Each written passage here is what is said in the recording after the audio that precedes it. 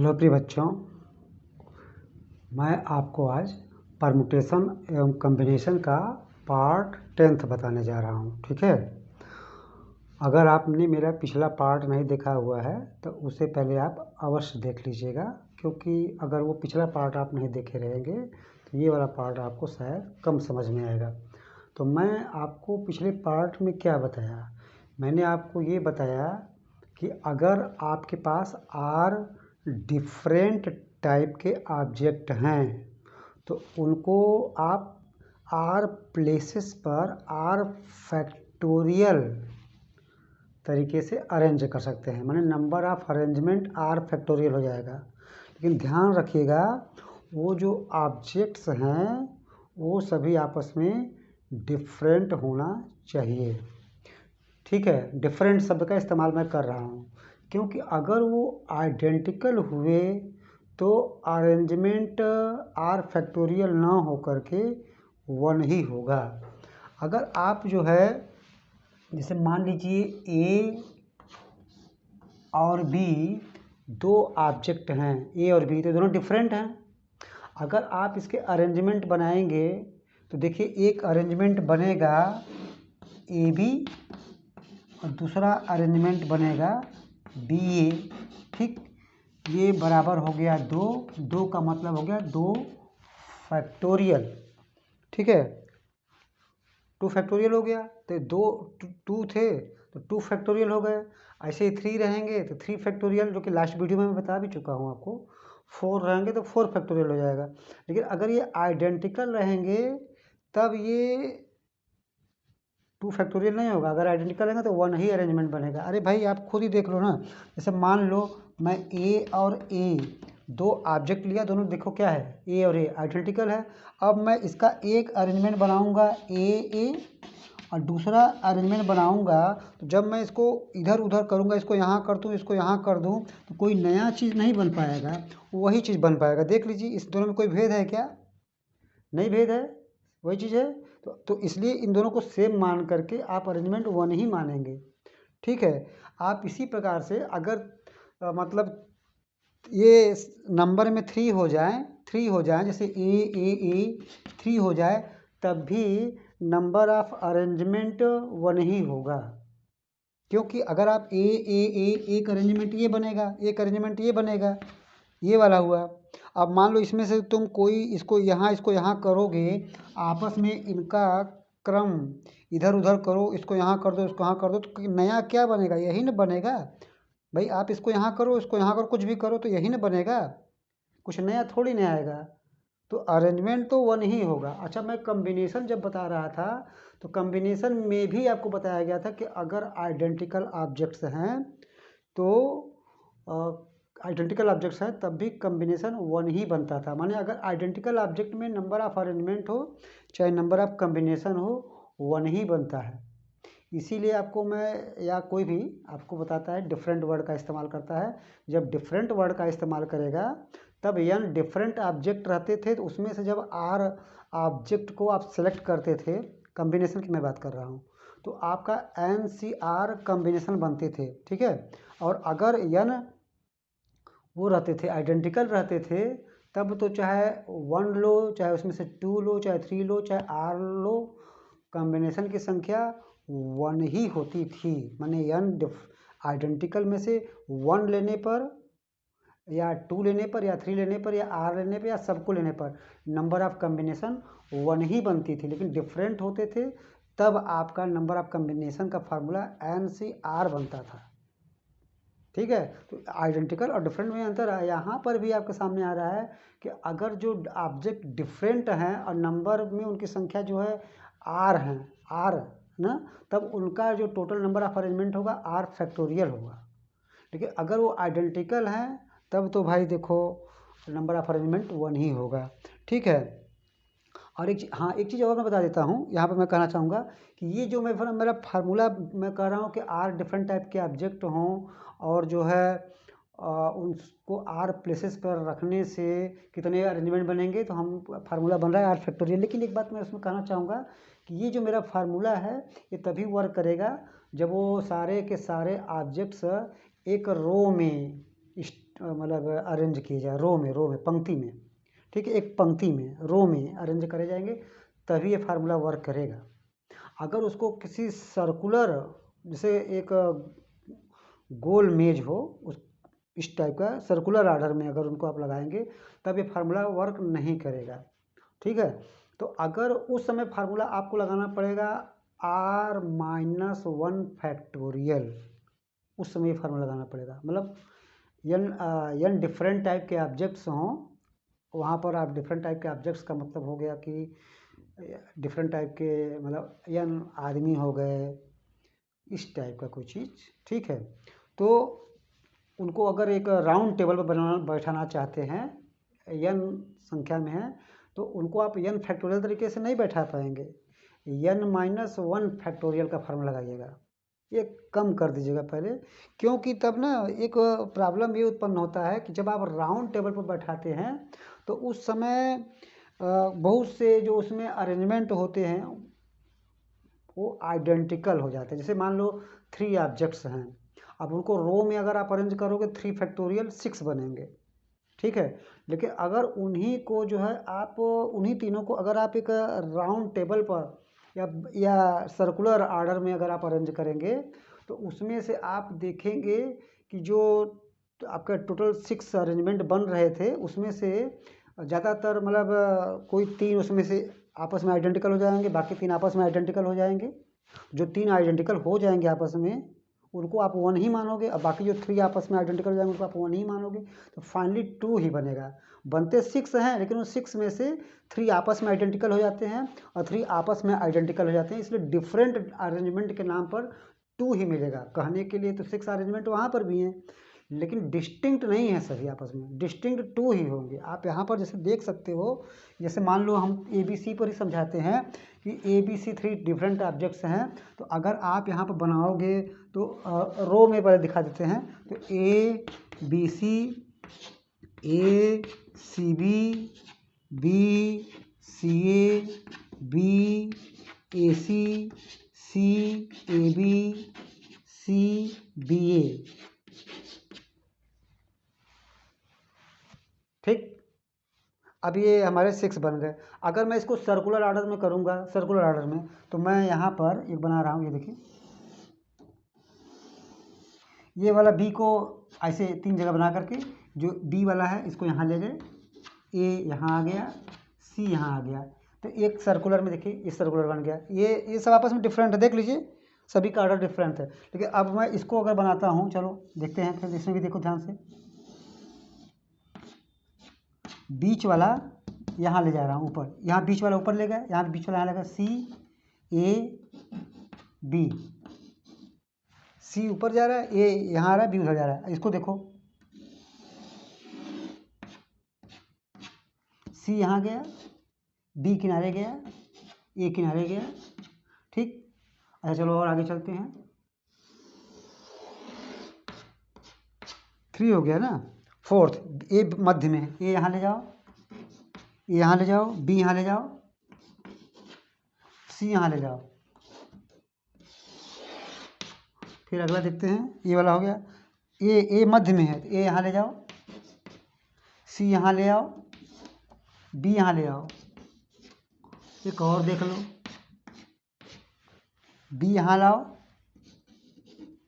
C यहाँ लाओ, A यहाँ लाओ। वैसे तो 6 बन ही गए हैं, आप देख लो, 6 बना ही दिया हूँ मैं, डिफरेंट 6, लेकिन इसमें से मैं दिखाऊंगा कि कोई 3 आपस में आइडेंटिकल हैं। ये देखो यहाँ पर ए, अगर हम क्लॉक वाइज राउंड में आपको दिखा रहे हैं, क्लॉक वाइज राउंड में देखिए ध्यान से, ए से चलते हैं, ए से चलने पर क्लॉक वाइज राउंड में चलिए, क्लॉक वाइज में, तो ए के इधर जाने पर क्लॉक वाइज में यहाँ बी मिला, बी के बाद सी मिला, ठीक। एक क्लॉक वाइज में चलने पर ए के बाद बी मिला, बी के बाद सी मिला। इस जगह और देखिए, यहाँ पर, यहाँ भी क्लॉक वाइज से चलिए, इस जगह चलिए, देखिए ए से चलिए क्लॉक वाइज में, ए की क्लॉक वाइज में चलने पर ए के बाद क्या मिलेगा, बी मिलेगा, और बी से फिर चलिए क्लॉक वाइज में आगे बढ़िए, सी मिलेगा, और सी से पहुँच जाएंगे। तो और एक जगह और देखिए, क्लॉक वाइज में चलिए, यहाँ चलिए क्लॉक वाइज में, ए से चलिए बी की ओर, और बी से चलिए सी की ओर। तो आप देखिए ये जो ये वाला और ये वाला और ये वाला, तीनों में क्या डिफरेंट है, तीनों आइडेंटिकल हैं, देख लीजिए। आप इसको कैमरे से फ़ोटो लें इसका, कैमरे से फ़ोटो लें इसका, कैमरे से फ़ोटो लें इसका, तो ये तीनों सेम फोटोग्राफ आएंगे, क्योंकि यहाँ पर जो है ए के बाएं हाथ पर बी दिखाई पड़ रहा है, दाहिने हाथ पर सी दिखाई पड़ रहा है। यहाँ पर भी ए के बाएं हाथ पर बी दिखाई पड़ेगा और दाहिने हाथ पर माने राइट हैंड साइड पर सी दिखाई पड़ेगा, लेफ्ट हैंड साइड पर बी दिखाई पड़ेगा। यहाँ पर भी ए के लेफ्ट हैंड साइड पर बी दिखाई पड़ेगा, ए के राइट हैंड साइड पर सी दिखाई पड़ेगा। यहाँ पर भी ए के लेफ्ट हैंड साइड में बी दिखाई पड़ेगा, राइट हैंड साइड में सी दिखाई पड़ेगा। तीनों में कोई भेद नहीं है, ये तीनों को एक ही मानेंगे, थ्री थोड़ी ना मान लेंगे। अब गिनना है तो तीन गिन लीजिए, लेकिन है देखा जाए तो डिफरेंट आपस में नहीं है, तीनों तीनों है आइडेंटिकल, तो इसलिए इन तीनों को एक मान लीजिए। और वही बात ये जो बचे तीन है उसमें भी देख लीजिए आप। एक यहाँ पर देखिए क्लॉकवाइज में ए के बाद सी मिल रहा है और सी के बाद में बी मिल रहा है, बी के बाद ए मिल रहा है। ये एक ए वाला हो गया और एक ए वाला हो गया कि ए के बाद यहाँ पर भी क्लॉकवाइज चलिए सी मिला, सी के बाद बी मिला, बी के बाद ए मिला, ए सी बी यहाँ पर भी क्लॉकवाइज में ए के बाद सी पे जाएंगे, सी के बाद बी पे जाएंगे, ए सी बी यहाँ पे मिल गया। तो ए सी बी तो ये वाला सेम ही है। तो मास्टर यही है कि सर्कुलर में बहुत से आपके आइडेंटिकल हो जाते हैं, इसलिए जो है नंबर ऑफ अरेंजमेंट आइडेंटिकल होने की वजह से कम हो जाते हैं। इसीलिए वहाँ पर जो है अगर आर डिफरेंट ऑब्जेक्ट को सर्कुलर ऑर्डर में रखेंगे तो वहाँ पर एक कम कर दीजिएगा, आर माइनस वन का फैक्टोरियल कर दीजिएगा, ठीक है। मतलब उस टाइप के हों, आदमी हो, इस टाइप का कोई चीज़ हो तो वो वहाँ पर सर्कुलर बैठ रहे हों तो आर माइनस वन फैक्टोरियल कर दीजिएगा, इसका ध्यान रखिएगा, ठीक है। तो आपको कुल मिला जुला करके मैंने जो महत्वपूर्ण बातें बताई कि जो अभी तक टोटल मतलब इतने मैं 9 पार्ट्स बनाया और ये 10वां पार्ट है, इस सारे पार्ट में अगर आप क्लियर करेंगे तो दो चीज़ मेरा अब आप ध्यान रखिएगा, क्योंकि अब आगे जो है फार्मूला बेस कंस्ट्रक्शन यहाँ तक मैं कर ही रहा था, शायद आगे भी कुछ कुछ बेस कंस्ट्रक्शन होता रहेगा, लेकिन मेन बेस यहाँ तक था ही कि आपका अगर n डिफरेंट ऑब्जेक्ट्स हों, ध्यान रखिएगा डिफरेंट आइडेंटिकल नहीं, अगर n डिफरेंट ऑब्जेक्ट्स हों उसमें से अगर आप r ऑब्जेक्ट का सिलेक्शन करेंगे, सेलेक्ट करेंगे तो number of selection n CR वाले फार्मूले से निकालिएगा, एक तो याद रखिएगा। और अगर कभी आपके पास r डिफरेंट ऑब्जेक्ट्स हों उनको रो में अरेंज करना हो तो r फैक्टोरियल अरेंजमेंट बनाइएगा और सर्कुलर टेबल पर अगर उनको करिएगा तो r माइनस वन फैक्टोरियल करिएगा। ये दो चीज़ का ध्यान रखिएगा। आइडेंटिकल पर चाहे कम्बिनेशन बनाएंगे चाहे अरेंजमेंट बनाएंगे वो नहीं होगा, इसका ध्यान रखिएगा। या मतलब r को मैं कह रहा था प्लस को रिप्रेजेंट करेगा और एंड जो है मल्टीप्लिकेशन को रिप्रेजेंट करेगा। जब भी मैं स्टेटमेंट में आर वर्ड आएगा वो एडिशन को रिप्रेजेंट करेगा और एंड जो वर्ड आएगा वो मल्टीप्लिकेशन को रिप्रेजेंट करेगा। ये सब बातें आपके टूल्स के रूप में आपको इस्तेमाल करनी है, ठीक है। तो ये सब बातें अगर ध्यान रखेंगे तो परमुटेशन के बहुत से प्रॉब्लम आपके बेसिक आराम से होते चले जाएंगे। जैसे मैं आपको दिखाता हूँ एग्जाम्पल के माध्यम से आप इसको समझने का चेष्टा करिए। जैसे मान लीजिए, ठीक है, आपको 4 फ्रेंड्स आपके घर पर आए हुए हैं, ठीक, 4 फ्रेंड्स हैं आपके घर पे आए हुए हैं और आपके पास 3 चेयर्स लगी हुई हैं, 3 चेयर्स लगी हुई हैं और रो में लगी हुई हैं। तीनों चेयर जो लगी हुई हैं वो कहाँ कैसे लगी हुई हैं, रो में। यहाँ पर ये बात हमेशा स्पष्ट करना पड़ेगा कि रो वाला मैटर है कि राउंड वाला मैटर है। तो मान लो 3 चेयर्स है, वो थ्री चेयर्स रो में लगी हुई हैं और आपके फ्रेंड कितने हैं, 4 फ्रेंड्स आए हुए हैं। तो आप उन तीनों चेयर पर आप अपने 3 फ्रेंड्स को क्या बैठाना चाहते हैं, वो तीनों चेयर पर, ठीक है, आप अपने 3 फ्रेंड्स को बैठाना चाहते हैं। तो कितने तरीके से यह कार्य संपादित किया जा सकता है, वर्क कितने प्रकार से हो सकता है। तो अब यहाँ पर अगर गौर करेंगे तो फ्रेंड आपके आए हैं 4 और चेयर है आपके पास 3, ठीक है।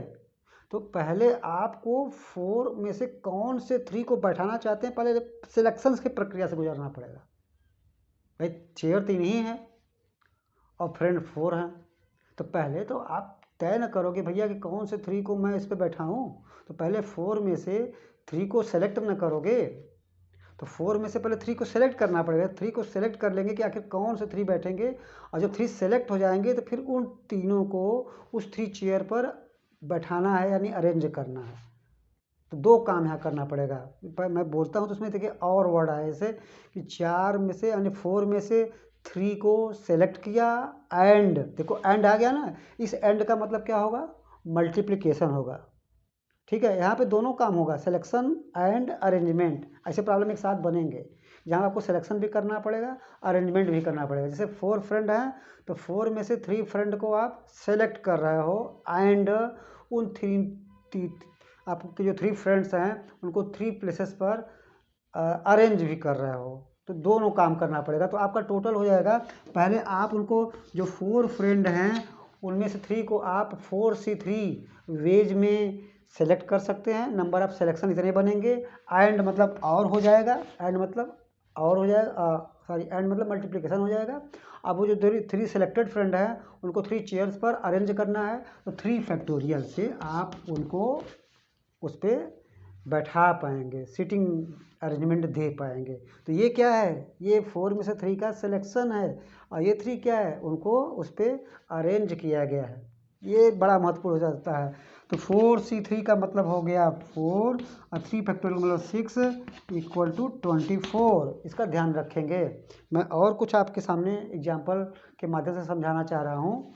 जैसे कि आपके सामने मान लीजिए कि ये 5 6 7 8 9, ठीक, ये आपके सामने देखिए 5 डिजिट्स हैं, 5 डिजिट्स हैं, ठीक है।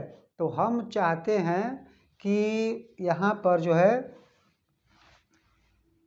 5 डिजिट वाले, ठीक है, ही नंबर्स कंस्ट्रक्ट करना चाहते हैं, 5 डिजिट वाले, ठीक। और यहाँ पर देखिए तो यहाँ पर 5 7 9 ये 3 ऑड नंबर हैं और 6 8 2 इवन नंबर है। तो मैं क्या चाहता हूँ, मैं ये चाहता हूँ कि जो 5 नंबर, जो ये 5 डिजिट के नंबर कंस्ट्रक्ट हो, उसमें जो इवन नंबर हैं, ये इवन कौन कौन है, 6 और 8 है। हम चाहते हैं कि वो ऑड प्लेसेस पर आएँ। ऑड प्लेसेस का मतलब क्या होता है, पहला स्थान, first place, third place, 5th place, पहला तीसरा पाँचवा, ये 8 प्लेसेस है। तो अगर मैं ऐसे कहूँ कि जो 5 डिजिट का नंबर कंस्ट्रक्ट हो, उसमें जो इसके इवन डिजिट हैं 8 प्लेसेस पर आए। कहाँ हैं, 8 प्लेसेस पर। अब देखा जाए तो 8 प्लेसेस हैं यहाँ पर, पहला तीसरा पाँचवा, फर्स्ट थर्ड एंड 5th। तो और इवन नंबर 2 ही हैं, तो इवन नंबर अगर 2 हैं तो 2 ही स्थान न लेंगे, वो भाई 2 डिजिट हैं 6 और 8, तो वो अपने लिए केवल 2 ही स्थान लेंगे। और लेकिन आपके पास जो स्थान उपलब्ध है, कितने स्थान उपलब्ध हैं, 3 स्थान उपलब्ध हैं, फर्स्ट थर्ड एंड 5th, और चाहिए आपको 2 ही। तो पहले आपको ये तय करना पड़ेगा कि इन तीनों में से कौन से 2 स्थानों पर इस 6 और 8 को रखा जाए। तो आपको पहले इस पहले तीसरे पाँचवें में से 2 स्थान को सेलेक्ट करना पड़ेगा कि कौन से 2 स्थान पर इस 6 और 8 को रखना है। तो ये 3 में से 2 को सिलेक्शन पहले करना पड़ेगा, इसीलिए पहले प्रक्रिया आएगा 3C2 वाला, ठीक है। तो आपका हो जाएगा 3C2, ठीक है। तो पहले प्रक्रिया आएगा 3C2। ये 3C2 क्या है, 1 2 3 प्लेसेस में से 2 प्लेसेस सेलेक्ट कर रहे हैं, 6 और 8 का, ठीक है।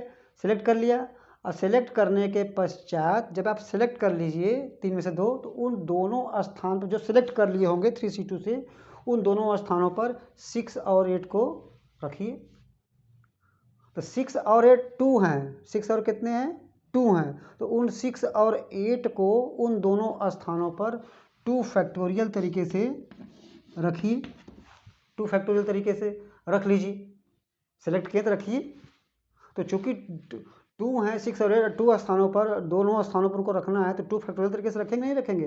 लेकिन अभी भी आपके पास जब उन दोनों स्थानों पर रख देंगे तो अभी भी 3 प्लेसेस छूट जाएंगे, क्योंकि वो दोनों 2 ही स्थान लेंगे, तो 3 प्लेसेस छूट जाएंगे ना अभी भी, क्योंकि वो दोनों केवल 2 स्थान लेंगे, तो 3 प्लेसेस बच रहे हैं, और अभी 3 डिजिट भी बच रहे हैं।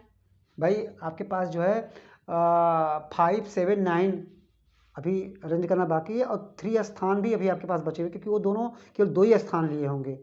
और उन दोनों स्थानों पर उन दोनों 6 और 8 को 2 फैक्टोरियल तरीके से हम अरेंज कर दिए हैं। तो बाकी जो 3 प्लेसेस बच रहे हैं, उन 3 प्लेसेस पर 3 डिजिट बचे हुए 5, 7, 9, उन तीनों को उन तीनों स्थानों पर 3 फैक्टोरियल तरीके से अरेंज कर दीजिए। तो ये क्या है, ये है कि जो आपको वो 6 और 8 के लिए पहले, तीसरे और पाँचवें में 3 स्थानों में से 2 प्लेसेस सेलेक्ट कर लिया हमने उन दोनों के लिए 3C2 वेज में, और उन दोनों स्थानों पर इन दोनों 6 और 8 को 2 फैक्टोरियल तरीके से अरेंज कर लिए। और जब वो दोनों को उन दोनों स्थानों पर 2 फैक्टोरियल तरीके से अरेंज कर लिए, तो उसके पश्चात 5 में से 2 स्थान तो खत्म हो गए दोनों से, अब 3 स्थान बचे हैं। उन तीनों स्थानों पर 5, 7 और 9 को उन तीनों स्थानों पर 3 फैक्टोरियल तरीके से अरेंज कर दिए। तो इस तरीके से जो है आप ये कुल इसको सॉल्व कर दीजिएगा, तो आपका जो भी आना होगा 3, 2, 6, 36, इस तरह से 36 आ जाएगा। अगर ये ऐसे कहता कि जो है कि मुझे इवन को इवन प्लेसेस पर ही रखना है, 6 और 8 जो है पिछले सवाल में 8 प्लेस पर रख रहे थे, मैं कर रहा हूँ इस बार इवन प्लेस। तो इवन प्लेस 2 ही हैं आपके पास, कौन कौन है, ये सेकंड और फोर्थ 2 ही इवन प्लेस है, और 2 6 और 8 को वहाँ पर रखना है। तो 2 इवन प्लेस हैं, सेकंड और फोर्थ, और दो तो इन दोनों में से दोनों को सिलेक्ट कर लीजिए आप, ये दो ही हैं, और वो दोनों को ही सिलेक्ट करना पड़ेगा 2C2 वेज में। और जब उन दोनों जो सेकंड और फोर्थ को 2 थे, उसमें से दोनों को सिलेक्ट कर लिया, और उन दोनों स्थानों पर 6 और 8 को 2 फैक्टोरियल तरीके से अरेंज कर दीजिए। और बाकी जो 3 स्थान बच रहे हैं, उन तीनों स्थानों पर 5, 7 और 9 को 3 फैक्टोरियल तरीके से अरेंज कर दीजिए। ठीक है। और जो है आप ले लीजिए, जैसे आप यहाँ पे ये कह रहे हैं कि जो है हम ये चाह रहे हैं कि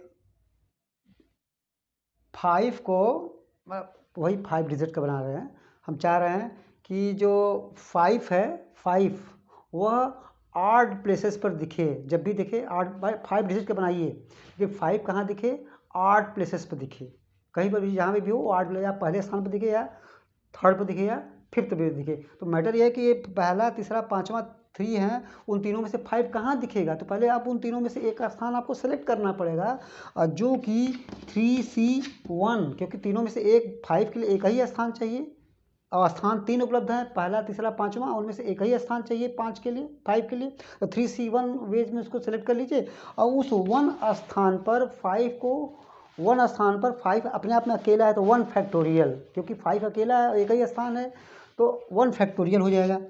1 फैक्टोरियल, अभी जब 5 उस स्थान पर चला जाएगा, तो बाकी बचेंगे अभी 4, ये 6, 7, 8, 9 और 4 प्लेसेस भी बचेंगे। तो बाकी 4 प्लेसेस पर उन 4 को 4 फैक्टोरियल तरीके से आप अरेंज कर पाएंगे।